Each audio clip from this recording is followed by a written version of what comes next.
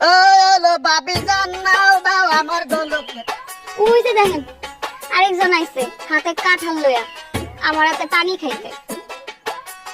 মর্দ লোকের কাম হারে জুয়ান পোলার কাম। মর্দ লোকের কাম নাই রে মইদের পোলার কাম। এই গাছে নতুন কাঁঠাল পাকছে তো তাই বাবিকে খাওয়াইতে আসছিলাম। কাঁঠাল দিয়ে পায়ে নাই কাঁচা পাকলে তারপরে মনে আমি পাঠাই দিয়া পোলা ল্যাংলা মিজান।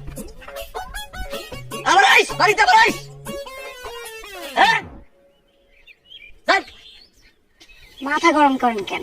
হ্যাঁ লন, মাইন্দের কোন অবস্থা দেখছো? আমার হাতে পানি খেয়ে আত্মারা ঠান্ডা করেন। ঠান্ডা করবে দেখছো অবস্থা? আমি থাকতে এই অবস্থা না থাকলে কি হইব? কিছু হইব না, এত ভাবতে হইব না আপনার। দেখি গাইমা তো নাই হয়ে গেছেন। হ্যাঁ যান একটা পুকুরে ডুব দিয়ে আহেন, আমি খাবার দিতেছি, সব হয়ে গেছে। আহেন। কই যা? আরে শুনাই রান্দা রান্দা পড়বো তো।